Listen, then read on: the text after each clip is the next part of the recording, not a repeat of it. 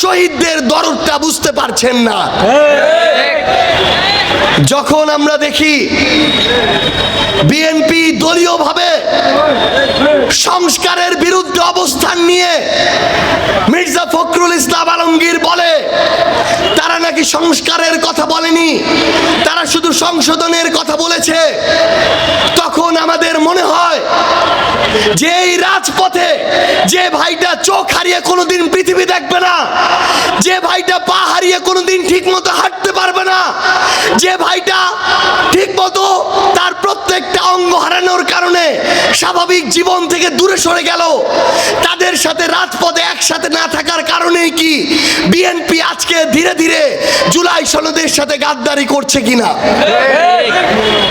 আমরা আপনাদের বিবেকবোধের কাছে কিছু প্রশ্ন ছুড়ে দিয়ে আজকে যেতে চাই।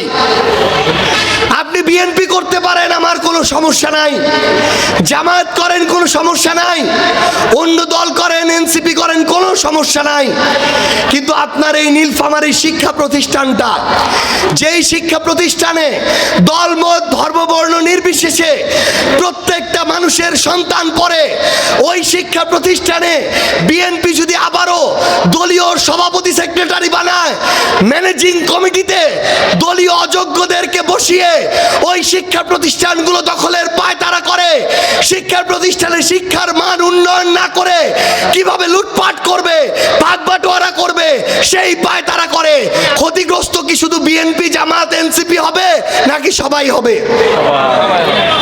নাকি বিএনপির ভাইরা ক্ষতিগ্রস্ত হবে না? কোনটা? হাসপাতালের কথা চিন্তা করেন, নীলফামারী সদর হাসপাতাল, বাংলাদেশের সদর হাসপাতালের গুলোর যে দুর্দশা, তার মধ্যে সবার নিচে সবচেয়ে দুর্দশাগ্রস্ত যে কয়েকটা সদর হাসপাতাল, তার মধ্যে নীলফামারী সদর হাসপাতাল একটা।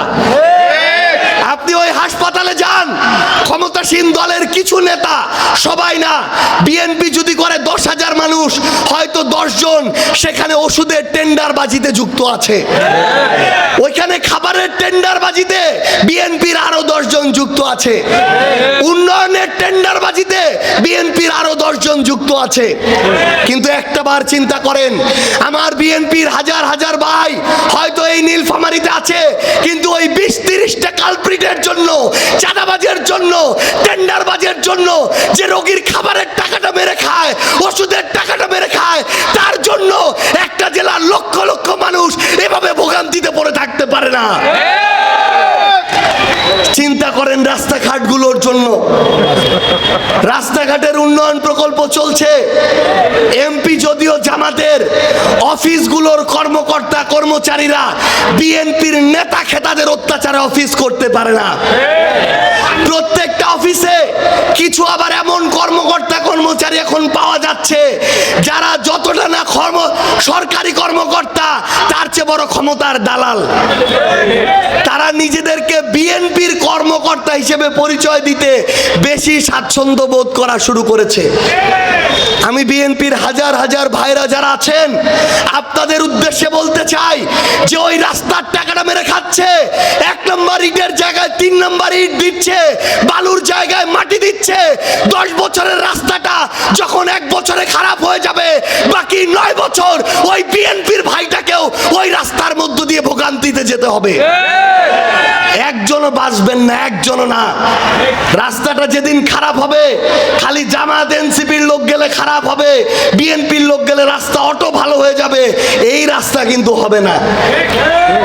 প্রত্যেকটা জায়গায় তাকান, প্রত্যেকটা বাবা মা সন্তানদের নিয়ে চিন্তিত, শিক্ষার মান নিয়ে চিন্তিত।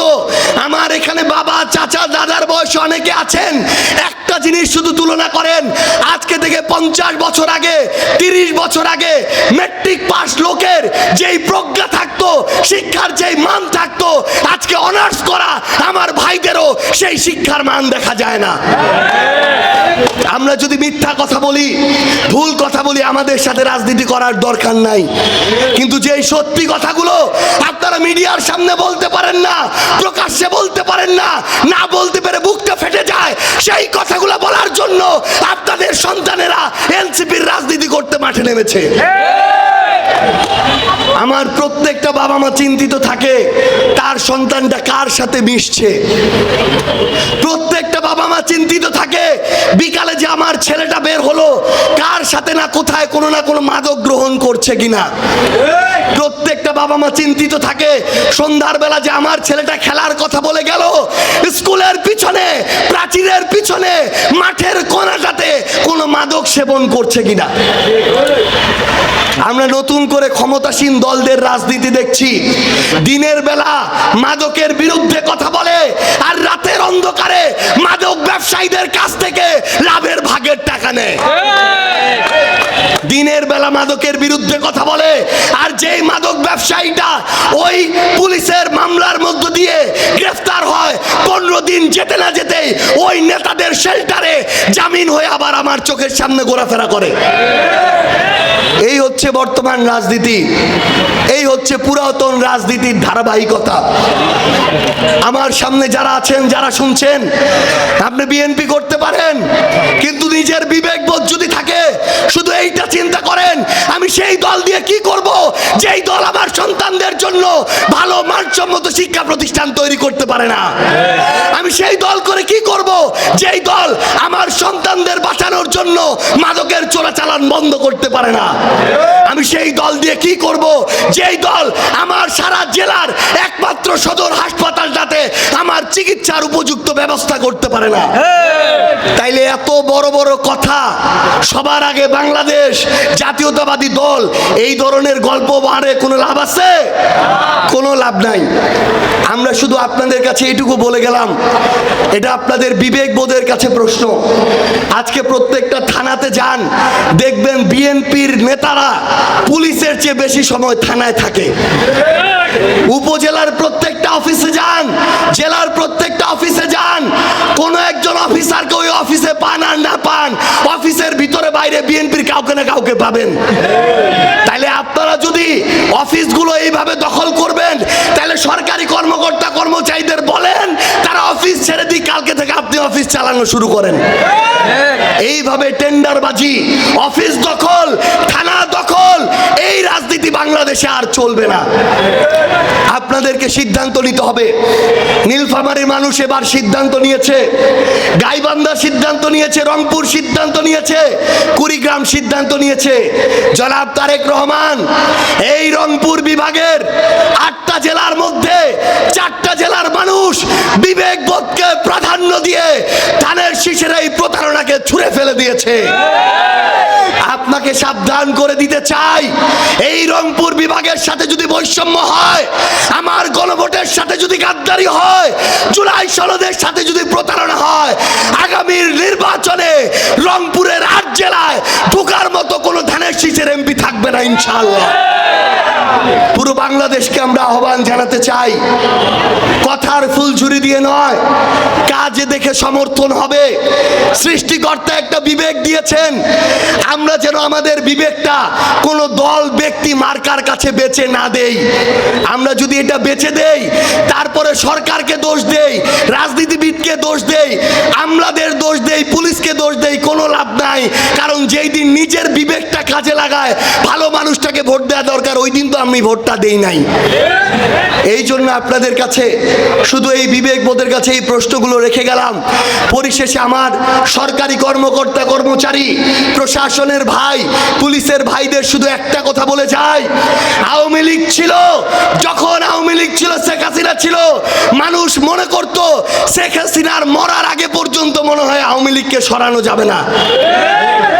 কিন্তু বিবেকবোধকে একটা জিনিস মাথায় ঢুকিয়ে রাখেন, আওয়ামী লীগ ছিল, আওয়ামী লীগ নাই, আজকে বিএনপি আছে, কালকে বিএনপি না থাকতে পারে।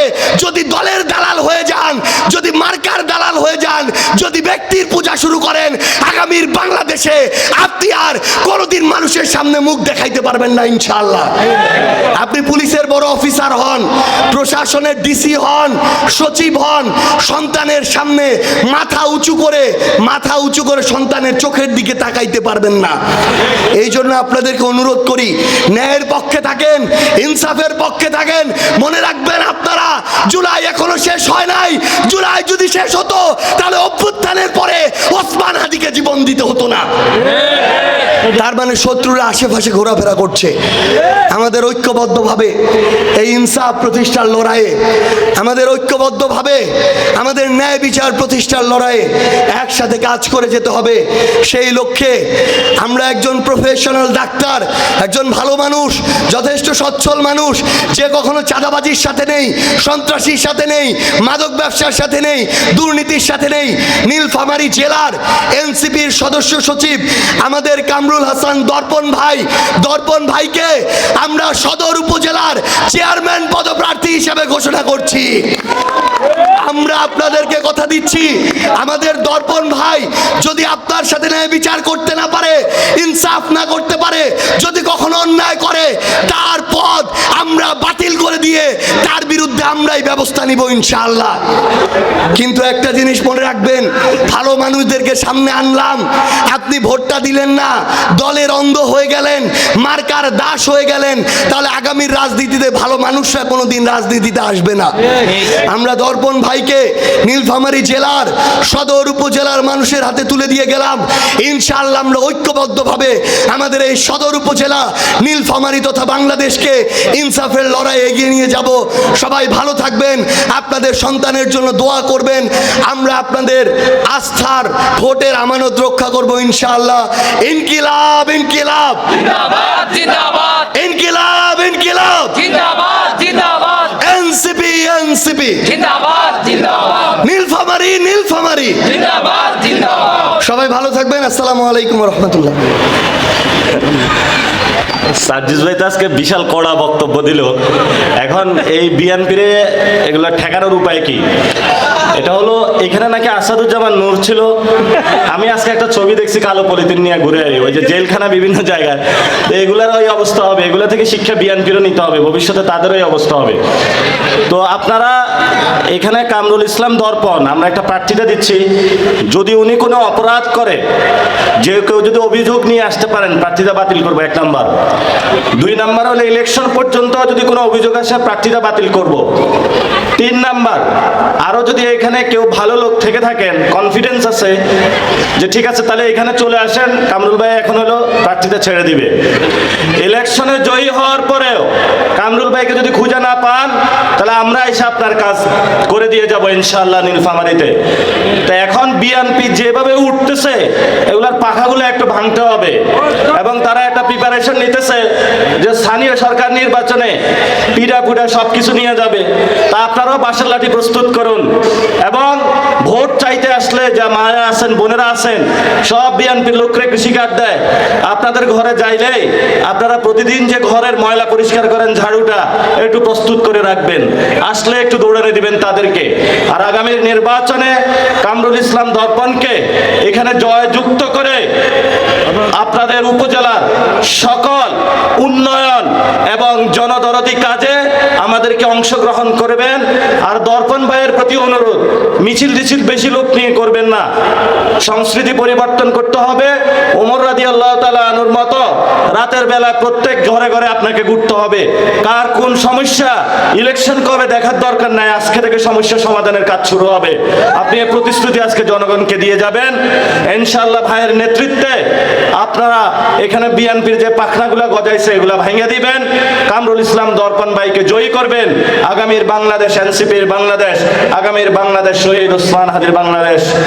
এখন আপনাদের সামনে বক্তব্য রাখবেন জুলাইয়ের প্রথম কারাবন্দী ডাকসুর সাবেক সমাজসেবা সম্পাদক, রংপুরের কৃতি সন্তান, রংপুরের গর্ব, রংপুর 4 আসনের মাননীয় সংসদ সদস্য, জাতীয় নাগরিক পার্টির সম্মানিত সদস্য সচিব, বাংলাদেশের রত্ন জনাব আখতার হোসেন। এখন বক্তব্য রাখবেন জনাব আখতার হোসেন।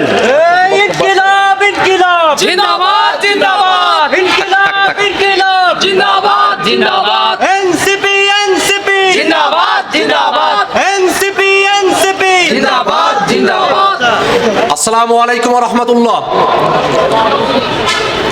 সংগ্রামী প্রাকৃতিক সৌন্দর্যমণ্ডিত ভালো মানুষের জেলা এই নীলফামারী জেলার আজকের এই উন্মুক্ত পথসভাতে আপনারা যারা উপস্থিত হয়েছেন আপনাদের সবাইকে জানাই সালাম, আসসালামু আলাইকুম ওয়া রাহমাতুল্লাহ।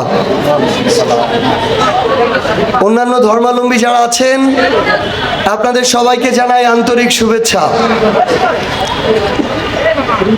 2024 সালের জুলাই অভ্যুত্থানের পরে একটা নির্বাচিত সরকার এসেছে, 5 মাস হয়েছে।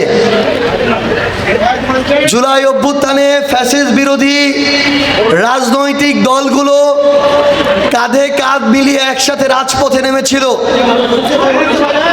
বিগত 17 বছর ধরে বিএনপি, জামাত, বাংলাদেশ খেলাফত মজলিস থেকে শুরু করে স্বৈরাচার বিরোধী অনেক রাজনৈতিক দল ঐক্যবদ্ধভাবে মাঠ পর্যায়ে লড়াই করেছে। এই লড়াইয়ের মধ্য দিয়ে অনেককে জীবন দিতে হয়েছে, রক্ত দিতে হয়েছে, গুমের শিকার হতে হয়েছে, খুনের শিকার হতে হয়েছে। বিএনপি, জামায়াত থেকে শুরু করে বিভিন্ন রাজনৈতিক দলের হাজার হাজার নেতাকর্মী ঘরে থাকতে পারে নাই। অসংখ্য সন্তান পিতৃস্নেহে বড় হতে পারেনি। এমন একটি পরিস্থিতির মধ্য দিয়ে আমরা যারা একসাথে লড়াই করেছি, আমরা ভেবেছিলাম এই নির্বাচনের পরে যারা বাংলাদেশের ক্ষমতায় আসবে, সে যেই দলই হোক না কেন, তারা এতদিনের তাদের এই জুলুম, নির্যাতন, নিপীড়ন, মামলা, গুম, খুন, হত্যাগুলো মনে রাখবে। কিন্তু ক্ষমতায় আসার পরে সেই বিগত 53 বছরের যে চিরচেনা চরিত্র, সেই চরিত্রই আমরা দেখতে পাচ্ছি। জনাব তারেক রহমান 2009 সালের পরে বাংলাদেশে ছিলেন না। জনাব সালাউদ্দিন আহমেদও এক যুগ বাংলাদেশে ছিলেন না। কিন্তু আমরা মনে করি দেশ ছেড়ে থাকাটাই একটা কষ্টের বিষয়, পরিবার থেকে দূরে থাকাটাই একটা কষ্টের বিষয়। কিন্তু আমরা যখন দেখি যে জনাব তারেক রহমান, জনাব সালাউদ্দিন আহমেদ জুলাই সনদের বিপক্ষে কথা বলেন, তখন আমাদের কাছে মনে হয় এই গণঅভ্যুত্থানে রাজপথে না থাকার কারণেই কি তারা আমাদের জুলাই যোদ্ধাদের আর্তনাদ বুঝতে পারছে না। যখন আমরা দেখি জনাব সালাউদ্দিন আহমেদরা গণভোটকে অসাংবিধানিক বলার সাহস করে, তখন আমাদের মনে হয় যে এই শহীদ ভাইরা রাজপথে জীবন দিল, যাদের মস্তিষ্কটা রাস্তায় পড়ে থাকলো, ওই চিত্রটা নিজের চোখে না দেখার